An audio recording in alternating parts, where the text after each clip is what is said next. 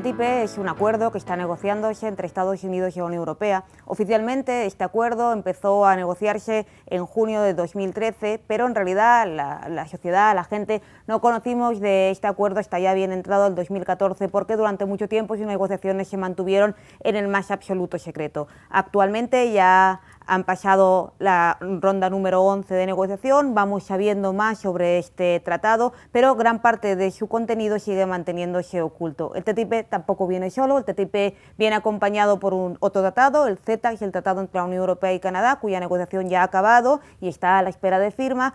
También es necesario saber que junto con estos tratados Estados Unidos ha negociado otro, el TPP, con la Cuenca del Pacífico, que también está en estado de firma y que sobrevuela todo esto otro tratado que se llama el TISA, que será relativo a servicios. Por esto es un paquete de tratados que se llaman tratados de nueva generación, no son tratados comerciales puros, son tratados que tienen parte de liberalización de comercio, una gran parte, o quizá el corazón, es la cooperación reguladora y también la protección a la inversión. En su corta vida, es decir, en su corto tiempo de negociación, el TTIP ha conseguido levantar una protesta cada vez mayor. Por ejemplo, en la primera semana de noviembre de este año, se entregaron ante la Comisión más de 3.200.000 firmas en contra del TTIP. Es decir, ya más de 3 millones de personas en la Unión Europea se han manifestado en contra del TTIP. El TTIP tiene un contenido basado fundamentalmente en 3 pilares. El primer pilar es el acceso al mercado y dentro está todo el tema de servicios. El segundo pilar, que es el corazón del TTIP, es la cooperación reguladora y el tercer pilar es el pilar de normas y entre ellas está la protección de la inversión y la inversión extranjera y el llamado ISDS. El corazón del TTIP, como afirman todos los expertos, es la cuestión de la cooperación reguladora. Para entender la cooperación reguladora y no caer en esta neolengua es imprescindible atender al concepto de regulación. La OCDE, por ejemplo, ha manejado un concepto de regulación muy amplio, entendiendo como tal todo aquel instrumento del gobierno que deriva de un gobierno y se orienta a imponer actuaciones o comportamientos a empresas o personas. Es decir, estamos entendiendo, por tanto, lo que nosotros consideramos ley, norma jurídica, ley, reglamento o cualquier otra norma derivada del gobierno que, por tanto, imponga no solamente un comportamiento, sino también un procedimiento o incluso una sanción. Pero además de este concepto de lo que es regulación, tenemos que tener en cuenta que hay otro muy importante para entender la cooperación reguladora, que es el concepto de barrera no arancelaria. Que la cooperación reguladora se orienta a eliminar o a reducir las barreras no arancelarias. Y por barreras no arancelarias entendemos toda medida normativa o de regulación que es distinto de los aranceles aduaneros, pero que provoca una cierta dificultad o que dificulta el comercio. El problema es que la óptica por la que se evalúan estas barreras arancelarias, estas barreras no arancelarias, es una óptica eminentemente economicista y que prioriza el beneficio empresarial. Es decir, se empiezan a entender como barreras no arancelarias normas, regulaciones, que en realidad lo que hacen es proteger los derechos sociales. Es decir, nuestras conquistas sociales que hemos obtenido a partir de lucha sindical o a partir de la creación y la regulación gracias a la voluntad popular, pues se entienden como elementos que distorsionan el comercio. Y esta distorsión del comercio que deriva del beneficio de la ciudadanía, redunda en un menor beneficio para las empresas y por esto se quiere limitar. El TTIP lo que pretende, por tanto, es eliminar las barreras no arancelarias, es decir, hacer más fácil la circulación y hacer más fácil el comportamiento empresarial o la vida empresarial y el comercio entre empresas. Y para esto lo que aspira es a estructurar una serie de procedimientos que le llaman cooperación reguladora. El más importante o el que más puede impactar es el procedimiento que está dentro del Consejo de Cooperación Reguladora. El Consejo de Cooperación Reguladora es una institución que se va a crear, el TTIP también crea instituciones, por eso se llama un acuerdo vivo, porque se va a crear una institución que va a seguir funcionando y en esta institución se va a realizar un acercamiento, un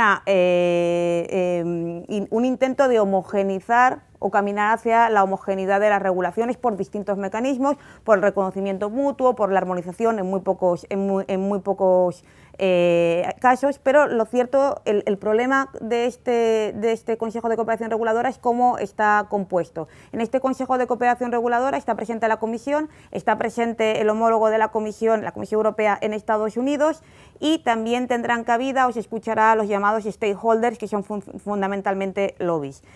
¿Qué hace este Consejo exactamente? Bueno, este Consejo, cuando se detecta que hay una norma a nivel de Unión Europea o a nivel de Estados Unidos o de los Estados miembros que puede dificultar el comercio, esas normas se tratan en el Consejo, en el seno de este Consejo, donde tienen cabida las empresas, y se dan unas líneas acerca de sobre las cuales podría llegar a homogeneizarse esta norma, o también se dan líneas para futuras normas. En este caso, lo que se critica fundamentalmente de este Consejo es que estamos poniendo a los lobbies en la antesala del procedimiento legislativo y estamos dándole cabida a los lobbies en la toma de una serie de decisiones para regular o que van a influir en la posterior regulación. El problema, por tanto, es una cuestión de cómo se concibe la regulación. En el proceso legislativo ordinario están involucrados los parlamentos. En nuestro proceso legislativo, tal y como lo entendemos, derivado de la democracia representativa, quien decide son las personas elegidas por los ciudadanos en base a unos programas políticos. Esto no ocurre cuando elevamos a regla de oro el beneficio empresarial o la no distorsión del comercio. Y esta es la regla de oro que funciona en este Consejo de Cooperación Reguladora. No hay que distorsionar el comercio, hay que permitir un mayor beneficio empresarial, y esta es lo que impulsa esta cooperación reguladora. Algo muy similar está pasando a la Unión Europea con el programa REFIT, que impulsa una mejor regulación, pero bajo el concepto de mejor regulación lo que se integra es unas normas que tengan como máxima el beneficio empresarial y la mejor circulación el libre comercio.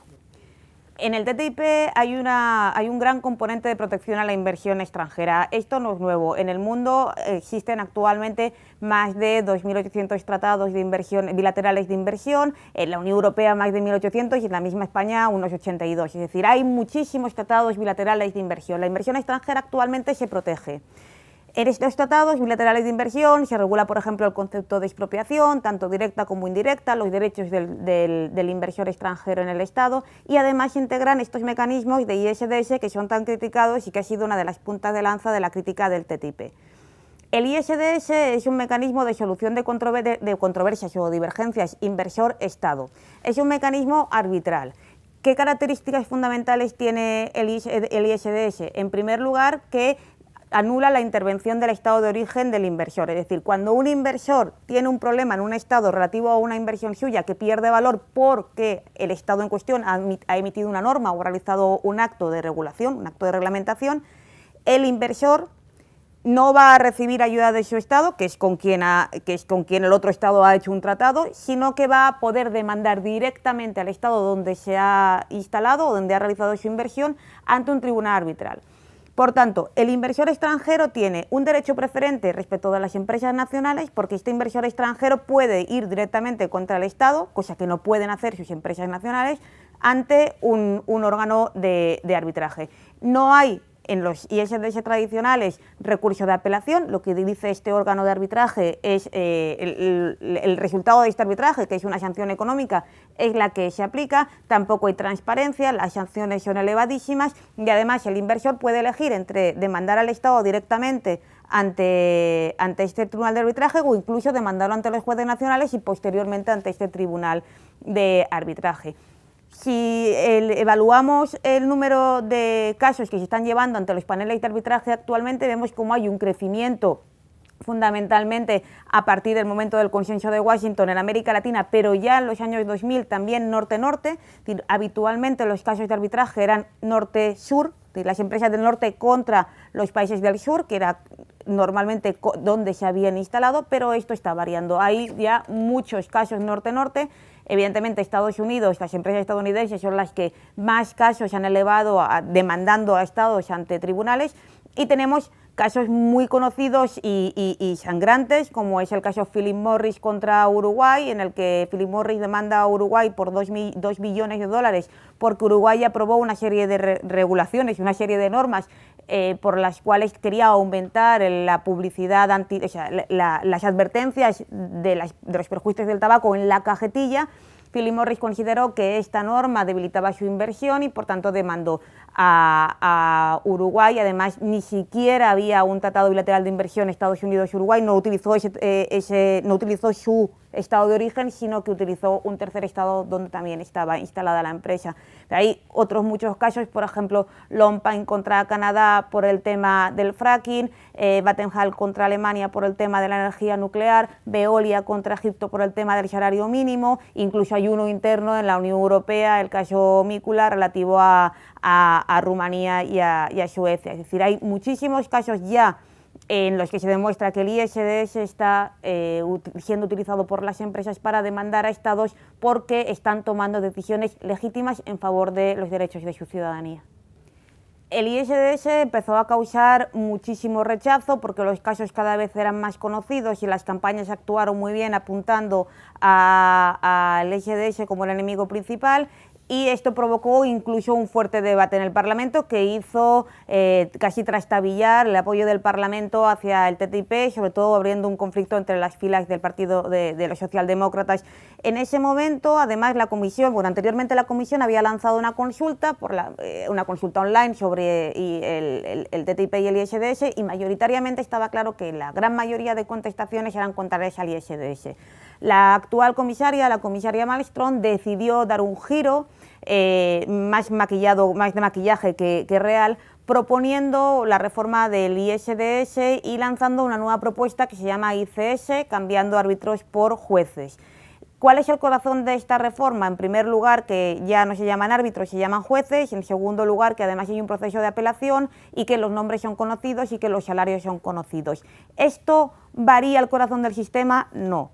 El corazón del sistema sigue siendo el reconocimiento de un derecho preferente a las empresas para demandar a los estados, a las empresas extranjeras y no a las nacionales para demandar a los estados, y el cambio de jueces por árbitros no implica nada porque en realidad cuando hablamos de jueces no estamos hablando de los jueces de la función del Poder Judicial tal y como lo conocemos en el ámbito estatal, las personas inamovibles, independientes que aplican las normas estatales. No, estamos hablando de personas elegidas por la Comisión, que sabremos quiénes son, pero que van a aplicar el TTIP, no van a aplicar norma estatal y van a discriminar, porque solamente van a tratar los casos que le entren por las empresas extranjeras y nunca por las nacionales contra los estados. Bueno, el TTIP tiene que aprobarse y esto cada vez está más complicado. Desde la Comisión se afirma que la aprobación del TTIP tiene que ser exclusivamente en el ámbito de la Unión Europea, por el Consejo por mayoría cualificada, por el Parlamento con mayoría simple, Parlamento Europeo, sin que entren en juego los Estados miembros. Desde las campañas se está haciendo mucha presión para que esto varíe, para que el TTIP sea reconocido como lo que es un acuerdo mixto, que es un acuerdo que toca competencias estatales, que es un acuerdo que toca sectores sensibles y que por lo tanto requeriría unanimidad en el Consejo, y en este caso desde Grecia ya se dijo que se iba a parar, y además de la mayoría en el Parlamento, que se votara en los Estados miembros. Esto abriría un proceso de 28 ratificaciones, entre las cuales algunos referéndums, porque hay estados que tienen referéndum obligatorio, y esto supondría a buen seguro la muerte del TTIP como supuso la muerte de la Constitución Europea. En esta necesidad de parar el TTIP se están enfocando las campañas y si la movilización popular sigue de esta manera y siguen presionando a los gobiernos, pues parece bastante verosímil que, como pasó con el AMI, en un momento determinado un gobierno diga basta. Pero para que esto pase, desde luego hay que confiar fundamentalmente en la movilización popular.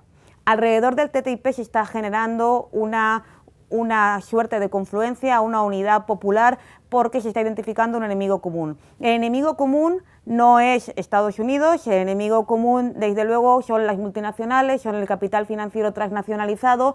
El enemigo común, por tanto, hay que enfocarlo y también hay que saber que la Unión Europea tiene mucho que ver, porque el problema no es el TTIP, el problema es cómo hemos llegado a un momento en el que el TTIP pueda ser firmado. Si paralizamos este TTIP y no variamos la política comercial de la Unión Europea, no habremos conseguido nada. Y esto es lo que están consiguiendo las campañas, sobre todo evidenciar que el TTIP es lucha de clases, que el TTIP sí que es los de arriba contra, o sea, los de arriba contra los de abajo, y los de abajo somos el 99% de las clases trabajadoras y populares, las mayorías sociales de Estados Unidos y de la Unión Europea. Por eso, movilizándonos podemos parar el TTIP, porque además se ha hecho, y creo que hay que mirar al sur para seguir avanzando. Y mirar al sur es mirar a los procesos constituyentes y a cómo en Bolivia o en Ecuador, en los procesos constituyentes, encabezados por las mayorías sociales del país, se decidió decir no a ese tipo de tratados. Se decidió decir no porque en la constituyente de Bolivia se integró una cláusula que afirma que para que se apruebe un tratado de este tipo, se exige un referéndum vinculante y obligatorio, o en la Constitución de Ecuador, que además pone un límite a todo tipo de cláusulas que permitan cesión de soberanía a arbitraje internacional en materia comercial. Se han parado, además en Ecuador, se han denunciado en Ecuador los 9 tratados bilaterales de inversión. ¿Por qué? Porque se puede y porque el pueblo soberano ha dicho basta, y porque ha quedado claro que aunque tengas enfrente a Alemania o aunque tengas enfrente a Estados Unidos, sí hay un consenso entre la ciudadanía, sabiendo y conociendo lo que provocan estos tratados, es posible pararlos. El método, pues conocer las consecuencias de esos tratados, movilizarnos, organizarnos y a partir de ahí decir no al TTIP.